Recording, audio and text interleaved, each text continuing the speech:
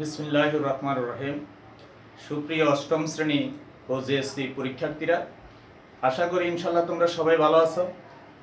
আজকে আমি তোমাদের গণিত বিষয়ের জেএসসি পরীক্ষা যশোর বোর্ড 2019 সালের 2 নম্বর সৃজনশীল প্রশ্নটি সমাধান করে দেখাবো। এই সৃজনশীল প্রশ্নটি তোমাদের পাঠ্য বইয়ের দ্বিতীয় অধ্যায় শতকরা এবং সরল মুনাফা ও চক্রবৃদ্ধির মুনাফা অর্থাৎ অনুশীলনী 2.1 ও 2.2 এর উপর করা হয়েছে। তোমরা মনোযোগ সহকারে ভিডিওটির শেষ পর্যন্ত দেখতে থাকো এবং পরবর্তী ভিডিওটি সবার আগে পাওয়ার জন্য চ্যানেলটি সাবস্ক্রাইব করো। শিক্ষার্থীবৃন্দ, আমি প্রথমে তোমাদেরকে এই যশোর বোর্ড 2019 সালের 2 নম্বর সৃজনশীল প্রশ্নটি পড়ে বুঝিয়ে দিচ্ছি, তারপর আমি একে একে সমাধান করে দেখাবো। প্রথম আসা প্রশ্নটি হচ্ছে, আমিনা বেগম 12% মুনাফায় 9,000 টাকা 5 বছরের জন্য ব্যাংকে জমা রাখেন। ক নম্বর প্রশ্ন বলছে, একটি দ্রব্য 7,500 টাকায় বিক্রি করলে 900 টাকা ক্ষতি হয়। যদি দ্রব্যটি 8,500 টাকায় বিক্রয় করা হয় তবে কত টাকা লাভ বা ক্ষতি হবে? খ নম্বর প্রশ্ন, আমিনা বেগম 5 বছরে কত টাকা চক্রবৃদ্ধির মুনাফা পাবে তা নির্ণয় করো। এবং গ নম্বর প্রশ্ন বলছে, একই হার সরল মুনাফায় কত বছরে উক্ত আসল মুনাফা আসলে 1.5 গুণ হবে? প্রিয় শিক্ষার্থীবৃন্দ, এখন আমি তোমাদেরকে ক নম্বর সৃজনশীল প্রশ্নটি সমাধান করে দেখাচ্ছি। প্রশ্নে বলা হয়েছে, লক্ষ্য করো তোমরা, এই 8,500 টাকা বিক্রয় মূল্য, এখানে বিক্রয় মূল্য দেওয়া আছে। তাহলে আমরা লিখি 2 নম্বর সৃজনশীল প্রশ্ন ক এর সমাধান। আমরা লিখব, দেওয়া আছে বিক্রয় মূল্য 8,500 টাকা।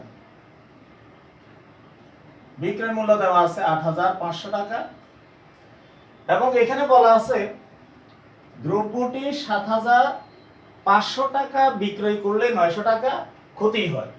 তাহলে আমরা এই দ্রব্যটির ক্রয় মূল্য বের করি। তাহলে ক্রয় মূল্য সমান বিক্রয় মূল্য যোগ ক্ষতি। অর্থাৎ প্রশ্নে উল্লেখ করা আছে দ্রব্যটি 7,500 টাকা বিক্রয় করলে, এখানে আমরা লিখতে পারি দ্রব্যটি 7,500 টাকা বিক্রয় করলে ক্ষতি হয় 900 টাকা। এই কথাটি প্রশ্নে উল্লেখ করা আছে। তাহলে ক্রয় মূল্যের সূত্র হচ্ছে এই বিক্রয় মূল্য যোগ ক্ষতি। তাহলে দেখো, এখানে এই বিক্রয় মূল্য হচ্ছে 7,500 টাকা যোগ ক্ষতি এই 900 টাকা, ক্ষতি হয় 900 টাকা। তাহলে দ্রব্যটির ক্রয় মূল্য এই 7,500 সাথে 900 যোগ করলে হবে 8,400 টাকা। তাহলে আমরা এখানে দ্রব্যটির ক্রয় মূল্য পেয়ে গেলাম 8,400 টাকা আর বিক্রয় মূল্য হচ্ছে 8,500 টাকা। তাহলে এবার আমরা লিখব, সুতরাং লাভ সমান বিক্রয় মূল্য বিয়োগ ক্রয় মূল্য। উদ্দীপক বা প্রশ্নে বিক্রয় মূল্য দেওয়া আছে এই 8,500 টাকা হচ্ছে বিক্রয় মূল্য, আর আমরা এখানে অঙ্ক করে ক্রয় মূল্য পেলাম 8,400 টাকা। তাহলে বিক্রয় মূল্য থেকে ক্রয় মূল্য আমরা বিয়োগ করলে লাভ পাবো। 8,500 টাকা থেকে 8,400 টাকা বিয়োগ করলে আর থাকবে 100 টাকা। তাহলে প্রশ্ন আমাদেরকে বলছে কত টাকা লাভ বা ক্ষতি হবে। তাহলে এখানে আমরা লাভ পেলাম 100 টাকা। উত্তর লাভ 100 টাকা। ক নম্বর সৃজনশীল প্রশ্নটির সমাধান এখানে আমরা শেষ করলাম। এবার আমরা খ নম্বর সৃজনশীল প্রশ্নটির সমাধান শুরু করব। খ নম্বর সৃজনশীল প্রশ্ন বলছে, আমিনা বেগম 5 বছরে কত টাকা চক্রবৃদ্ধি মুনাফা পাবে? অর্থাৎ চক্রবৃদ্ধির মুনাফা নির্ণয় করতে হবে এখানে। এবার আমরা খ নম্বর শুরু করে উদ্দীপকে লিখা আছে, আমিনা বেগম 9,000 টাকা ব্যাংকে জমা রাখে 5 বছরের জন্য এবং মুনাফার হার হচ্ছে 12%। তাহলে এখানে আমার আসল টাকা উল্লেখ করা আছে 9000 টাকা, মুনাফার হার উল্লেখ করা আছে 12% এবং সময় আছে এখানে 5 বছর। তাহলে আমরা লিখব দেওয়া আছে 2 নম্বর সৃজনশীল প্রশ্ন খ, আমরা লিখব দেওয়া আছে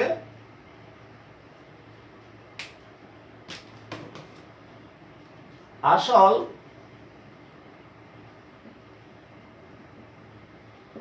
P is equal to 9000 টাকা, সময় n, সময়কে আমরা n দিয়ে প্রকাশ করব, নাম্বার অফ ইয়ার, সময় হচ্ছে 5 বছর,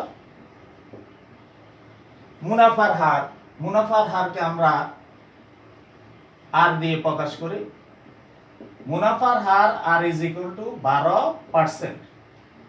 এবার আমরা এটাকে এই পার্সেন্টের জন্য নিচে 100 দিয়ে 12 কে ভাগ করব, তাহলে ভাগফল হবে 0.12। তাহলে আমরা এখানে p এর মান, n এর মান এবং r এর মান পেলাম। এবার আমরা এখানে চক্রবৃদ্ধির প্রথমে মূলধন বের করব। আমরা জানি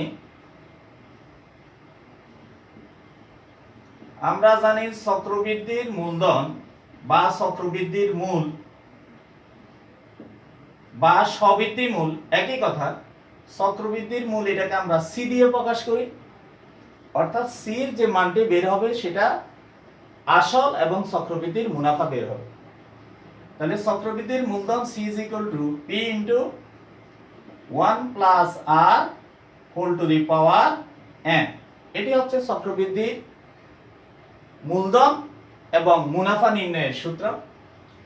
এবার আমরা এখানে মান বসিয়ে দিচ্ছি। পির মান উদ্দীপকে উল্লেখ করা আছে 9000 টাকা, প্লাস 1 প্লাস আর, আর এর মান হচ্ছে 0.12, n এর মান হচ্ছে 5। এবার আমরা গুণ করে নিই 9000 ইনটু, এখানে ব্র্যাকেটের ভিতরে যোগ করলে হবে 1.12, উপরে পাওয়ার আছে 5। এবার আমরা 1.12 এর পাওয়ার 5 ভেঙে লিখব। তাহলে তোমরা খেয়াল করো 1.12 এটার আমরা পাওয়ার 5 নির্ণয় করলে হবে 1.76234168 1.12 এর উপর যে পাওয়ার 5 আছে, এই পাওয়ার 5 বাংলা এর মান হবে 1.76234168। এবার এই মানের সাথে আমরা এই 9000 গুণ করব। 9000 গুণ করলে হবে 15861.07515 টাকা। টাকার ক্ষেত্রে দশমিকের পর আমরা 2 ঘর রাখবো, তাহলে এখানে হবে 15861.08 টাকা। তাহলে এটি হচ্ছে এসসি এর মান, অর্থাৎ চক্রবৃদ্ধির মূলধন। চক্রবৃদ্ধির মূলধন বলতে এখানে আসল এবং চক্রবৃদ্ধির মুনাফা দুইটা মিলে হচ্ছে সির মান। এবার আমরা বের করব চক্রবৃদ্ধির মুনাফা। সুতরাং চক্রবৃদ্ধি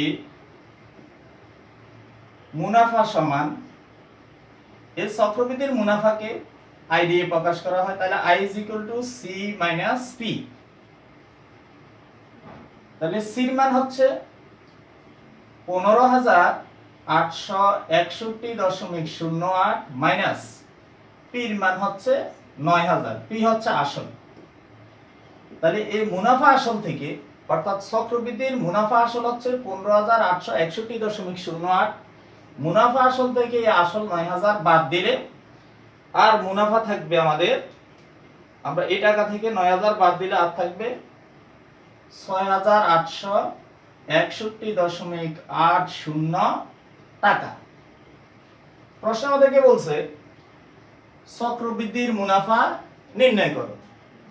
তাহলে আমাদের চক্রবৃদ্ধির মুনাফা হচ্ছে ৬,৮৬১.০৮ টাকা। এটাই হচ্ছে আমাদের এই খ নম্বর প্রশ্নটির সমাধান। শিক্ষার্থী বিন্দু, এবার আমরা গ নম্বর প্রশ্নের সমাধান শুরু করব। গ নম্বর প্রশ্নে বলা হয়েছে একই হার সরল মুনাফা কত বছরে উক্ত আসল মুনাফা আসলে দ্বিগুণ হবে। তাহলে এবার আমরা প্রথমে উদ্দীপকের মধ্যে যে মানগুলো দেওয়া আছে আমরা সেই মানগুলো লিখব। প্রথমে তোমরা মনোযোগ সহকারে লক্ষ্য করো, প্রশ্নে উল্লেখ করা আছে আসল P = ৯,০০০ টাকা। তাহলে আমরা লিখব ২ নম্বর প্রশ্ন গ দেওয়া আছে আসল P = ৯,০০০ টাকা, মুনাফার হার এটাকে আমরা আর দিয়ে প্রকাশ করব 12%। এই পার্সেন্টের জন্য আমরা নিচে 100 দিব, উপরে লিখব 12। 12 কে 100 দিয়ে ভাগ দিলে হবে 0.12। সময় উদ্দীপকে এখানে আমাদেরকে তোমরা খেয়াল করো, উদ্দীপকে এখানে বলছে কত বছরে মুনাফা আসলে দ্বিগুণ হবে। তাহলে এখানে আমাদেরকে সময় বের করতে হবে। সময় n = কত বছর, এখানে আমাদেরকে বছর বের করতে হবে।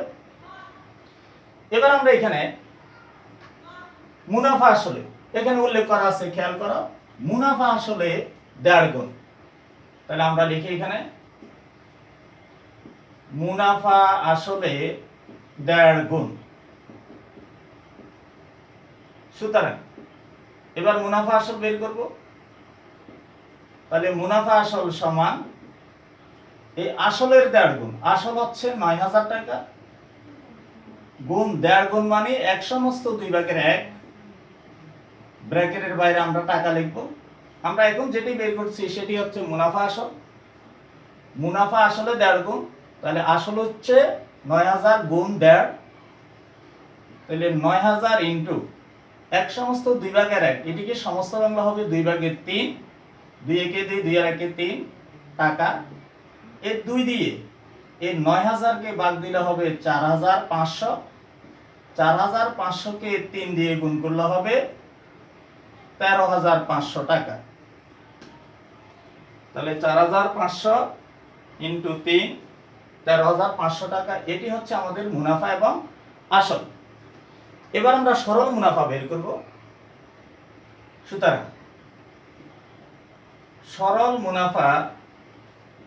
সরল মুনাফাকে আয় দিয়ে প্রকাশ করা হয়। সরল মুনাফা I = এই মুনাফা আসল 13,০০০ টাকা থেকে আমরা আসল বাদ দিব। আসল বাদ দিলে আমাদের মুনাফা বের হবে। তাহলে মুনাফা আসল হচ্ছে এই 13,৫০০ টাকা বিয়োগ আসল হচ্ছে এই ৯,০০০ টাকা। তাহলে মুনাফা আসল থেকে যদি আমরা আসল বাদ দিই আমরা সরল মুনাফা পাবো 4,৫০০ টাকা। অর্থাৎ 13,০০০ টাকা থেকে ৯,০০০ টাকা বিয়োগ করলে হবে আর 4,৫০০ টাকা। এই 4,৫০০ টাকা হচ্ছে সরল মুনাফা। এবার আমরা সরল মুনাফার সূত্র লিখব। আমরা জানি সরল মুনাফাকে I দিয়ে প্রকাশ করা হয়। I = PRN। এবার PRN এটাকে আমরা পক্ষান্তর করে বাম দিকে লিখতেছি। তাহলে PRN = I। প্রশ্নে আমাদেরকে বলছে কত বছর বের করতে হবে। এই বছরকে এখানে আমরা n দিয়ে প্রকাশ করেছি। তাহলে n এর মান নির্ণয় করতে হবে। তাহলে n এর মান যখন আমরা নির্ণয় করব উপরে হবে I, নিচে হবে PR। এবার আমরা এখানে মানটা বসে নিচ্ছি। তাহলে বাদে আমরা লিখব n = উপরে হচ্ছে I মানে ইন্টারেস্ট, মুনাফা, সরল মুনাফা। এই সরল মুনাফা হচ্ছে 4,৫০০ টাকা। এখানে লিখলাম 4,৫০০ নিচে হচ্ছে পি ইন্টু আর, এই পির মান হচ্ছে ৯,০০০ টাকা ইন্টু আর, আর এর মান হচ্ছে এই 0.12। তাহলে আমরা এখানে উপরে আয় এর মানটা বসাই নিলাম, অর্থাৎ সরল মুনাফা কত টাকা? সরল মুনাফা ৪৫০০ টাকা। পি এর নিচে আছে পি আর, পির মানে ৯,০০০ টাকা, আর এর মান হচ্ছে এই 0.12। এবার এখান থেকে আমরা সমাধান করে ভাগ করে এন এর মান বের করব। তাহলে উপরে ৪৫০০, নিচে আছে ৯,০০০ ইন্টু এর নিচে যে দশমিকটা আছে, এর নিচের দশমিকটা তুলে দেওয়ার জন্য উপরে একটা ১ দিব, আর ডান দিক থেকে বাম দিকে ২ ঘর পর দশমিক, অর্থাৎ ডান দিক থেকে গণনা শুরু করো, ১ ঘর ২ ঘর ২ ঘর পর দশমিক, এর জন্য এখানে আমরা দশমিক তুলে দেওয়ার জন্য দুইটা শূন্য দিলাম, অর্থাৎ ১০০। এবার আমরা এখানে ভাগ করব, দশমিক তুলে দেওয়ার পরে এবার উপরে নিচে ভাগ করব। এই ২ শূন্যর সাথে এই উপরের এই ২ শূন্য ভাগ চলে যায়, এই নিচের ১ শূন্যর সাথে ১০০ এর ১ শূন্য ভাগ চলে যায়। এবার এই ৪৫ দিয়ে ৯ কে ভাগ করব, এই ৪৫ দিয়ে এই ৪৫ কে এই নিচের ৯ দ্বারা ভাগ করলে হবে ৫ ৯ ৪৫ ৫। এবার উপরে ১০ নিচে ১২, এই দুইটি সংখ্যাকে আমরা ২ দ্বারা ভাগ করব। ১২ কে ২ দ্বারা ভাগ করলে হবে ৬, আর এই ১০ কে ২ দ্বারা ভাগ করলে হবে ৫। তাহলে এখানে আমরা n এর মান পেলাম নিচে ৬, উপরে হচ্ছে ৫ গুণ ৫, ৫ ৫ ২৫। এবার আমরা এই ২৫ কে ৬ দিয়ে ভাগ করলে n এর মান হবে ৪ সমস্ত ৬ ভাগের ১। আমি এখানে রাত দেখাচ্ছি তোমাদেরকে, এই ৬ দিয়ে ২৫ কে ভাগ, তাহলে ৪ ৬ ২৪, ২৫ থেকে ২৪ গেলে ১, অর্থাৎ ৪ সমস্ত ৬ ভাগের ১। তাহলে n হচ্ছে এখানে বছর। এবার আমরা এখানে লিখব বছর। তাহলে প্রশ্ন বলছে এখানে সময় n কত বছর, তাহলে n এর মান হচ্ছে ৪ সমস্ত ৬ ভাগের ১ বছর। প্রশ্নে আমাদেরকে বলছে কত বছরে উক্ত আসল মুনাফা আসলে ১.৫ গুণ হবে। তাহলে আমরা লিখব, সুতরাং ৬ সমস্ত ৪ ভাগের ১ বছরে উক্ত আসল এই মুনাফা আসলে ৬ সমস্ত ৪ সমস্ত ৬ ভাগের ১ বছরে উক্ত মুনাফা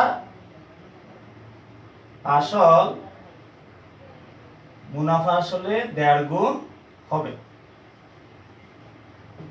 তাহলে উত্তর লিখবো আমরা ৪ সমস্ত ৬ ভাগের ১ বছর।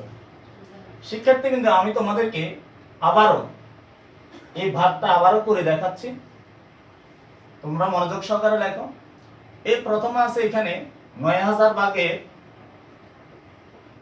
এই ৪৫০০,